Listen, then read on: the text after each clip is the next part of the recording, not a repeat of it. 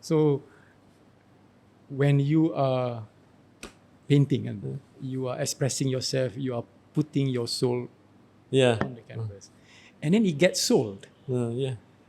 Difficult juga. And you see it later in the auction market, in somebody's house. In auction market, maybe there's appreciation there.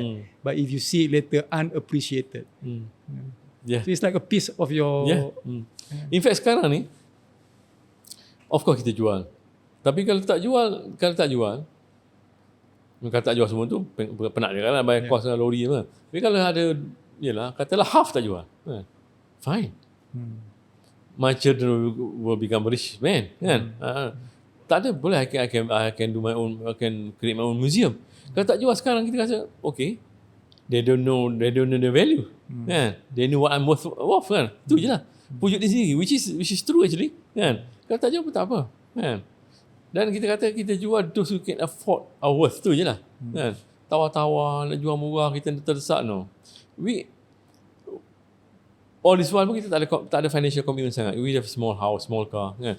Biasa-biasa je. So we are not that desperate sangat. So kalau ada, alhamdulillah. Tak ada, alhamdulillah. So how do you price your work? How do you price your worth? Of course you can do comparative. People like your seangkatan dengan you, comparatively. The key is to produce, to be very prolific. But not to flood the market. Itu je. Mana you have to prove to people that you're working. You are constantly working. That's where social media helps. But don't sell on social media. Dia backfire pula. Macam kalau America, they sort of look down for the Instagram artist ni. You can function at a certain level, but you will not go that level lah yang dia nak tu, kan. Memang banyak orang buat duit di Instagram ni, kan. Buat post, hantar. Yes, kan. You only show that you are working, you have something going on, kan. Keep doing, tapi limited show. Maknanya show the best and always be the worst critic on yourself, kan. Calar sikit, tak elok sikit, take out from the show. Maknanya people should see only the best. Kata artis-artis lain banyak bertimbul work yang tak elok ni, kan.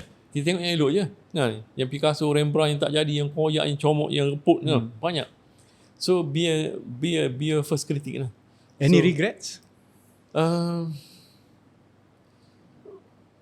Regret bila kita undervalue our work at those times, kan. Itu kita regret lah. Macam undervalue your work. Undervalue, itu je. But you don't understand the value pun at that time, right? Lepas tu it served that purpose at that time. But we wish kalau kita boleh, kan. Dan and satu lagi, by working with galleries, it's like walking on a thin sheet of glass. You want the gallery to sell your work, but at the same time you don't play with the tunes. I mean, with all due respect, with a mutual friend, you are galleries also, kan. Kita nak they sell us, but we don't want to be dictated by the buyers. That's very dangerous, kan. If you start to do that, then you handcuff yourself with technique. You keep doing the same thing. Doing the same. I did that. A lot of artists did that for survival. We did that, but we have to be aware. We have to aware. You should know where to stop. Tu je lah. So spirituality must be a key element in this career as well, kan. Especially us being Muslims, kan. Betul. So ada yang cakap, tak boleh produce sculpture, kan. What do you think about it?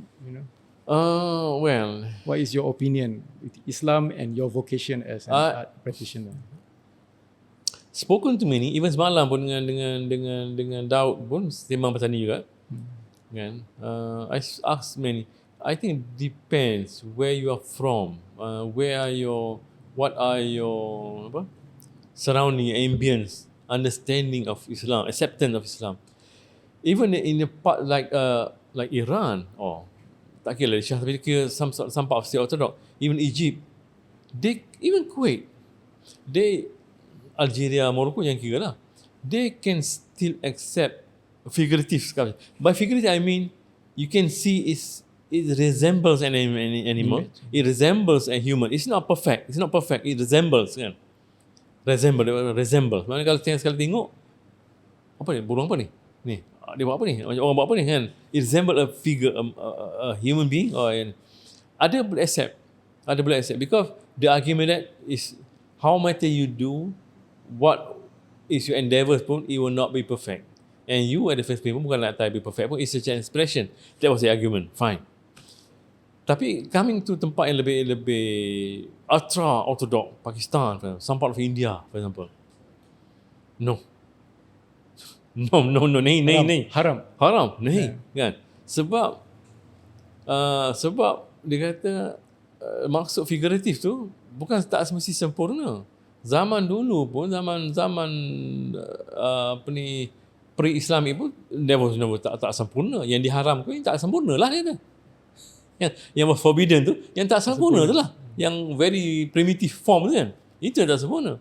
Sekarang the issue is, does it resemble animal? Does it resemble innate object? Mana menyawa? Kalau resemble, asalkan ada semblance je, pun dah cukup you are against lah. So stop that. Kalau you buat benda yang abstract, pure abstract form, kan, suggestion kan, telinga ke mata ke kaki kan, orang tak ada ni orang tak apa, but when it start to resemble a human being or animal, stop it. Okay. Satu hal. And then the proceed, the income, the sale dia. Okay, dia kata okay, macam mana pula dengan argument kata kita buat ni, memanglah kita buat tapi bukan kita sembah, we don't worship. We don't prostrate, kita tak ada sujud dia. Yes, tak masalah dia kata. Tapi dia kata you are selling the object. And these are the thing that the jahiliyah dulu involved. We are saying those objects. Dia kata the object serve its only purpose to be that object. Not for other. Bukan objek. Kata kalau kita buat sculpture, bronze sculpture to display, maksud dia nak ajar bronze casting, bronze polishing, how to preserve bronze, how to repair bronze. Tak ada masalah. You are not selling the statue, you are selling the technology, the ilmu behind that bronze. Itu dibolehkan, bahkan digalakkan. Kan? Macam dia bagi contoh, macam orang buat medical, biological illustration, kan, lukis kan, katakan manusia genitalia pun detail kan. Tak apa. We are not selling that drawing. We are teaching them how to prevent gonorrhea. How to treat gonorrhea. Itu tak ada masalah. Bahkan digalakkan. That's required. You are not selling the drawing. This drawing to serve another purpose. Kan? Macam orang buat fashion kita mannequin tu pakai baju, pakai jubah, pakai serban, pakai abaya. Tak ada masalah. Jangan patahkan dia. Dia tu bukan dia isu. Kita nak jual abaya tu. Bukan jual patung tu. So don't get confused.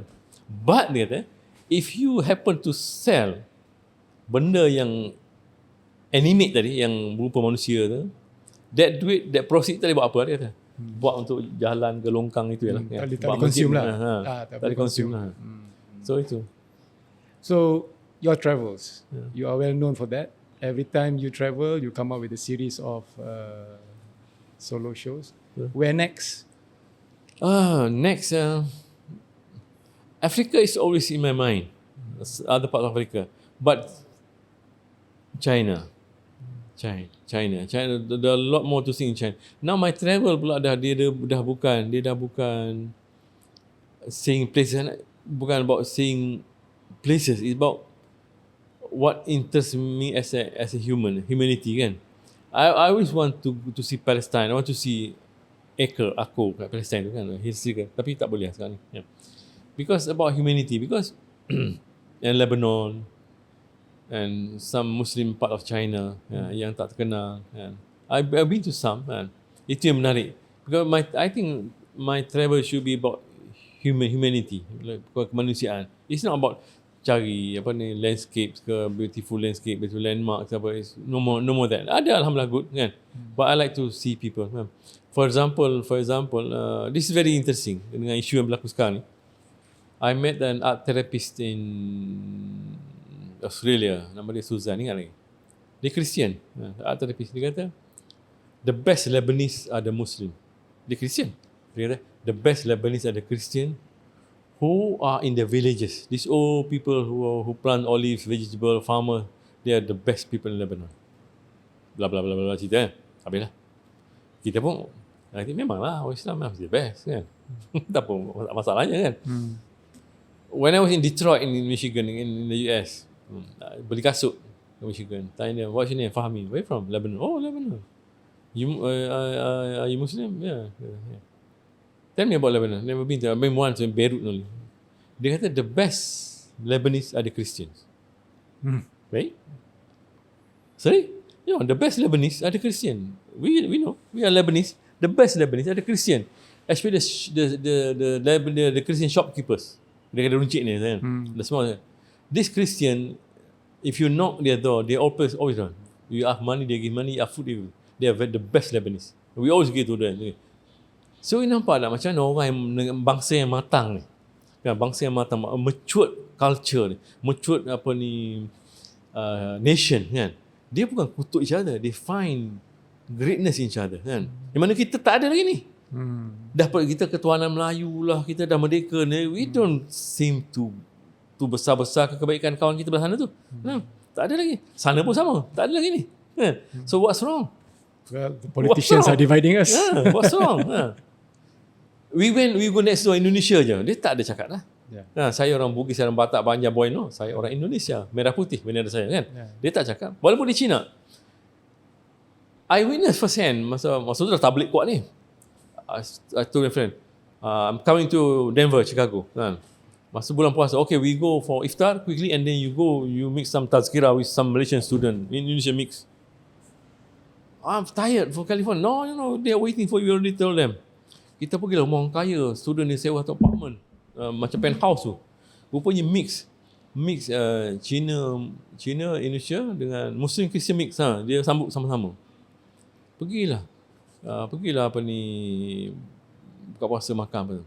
Dan sebelum apa-apa, sebelum bagi speech, semua bangun. Menyanyi tu, Dirgahayu Indonesia.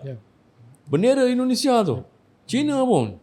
Kata, ya, they are so patriotic tu. Kita macam, apa mau cakap? Apa mau cakap? Kan? That I think our education something wrong somewhere kan. Memanglah kita perlu banyak engineers kan.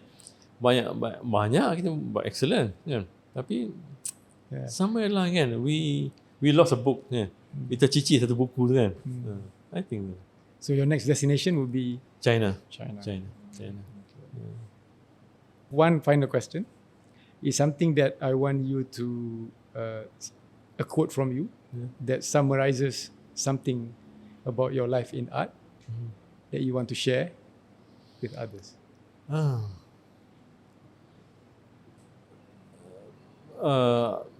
I think what I used to tell the younger artists lah, keep producing. Yeah. Just keep no matter what the outcomes. Yeah. And always learn from your mistake. Yeah. Itu je. And I put in practice. That's why I go to see Daud Rahim. I want to tengok dia apa dia buat kan. I want to nanti nak pergi baca Syariman pula kan. Just to see kan. I'm into this ocean of sculpture ni. So I want to see who are the great captain in this area kan. So we have to keep learning. We have to keep learning kan. There's no one quote but keep working, keep learning tu ya.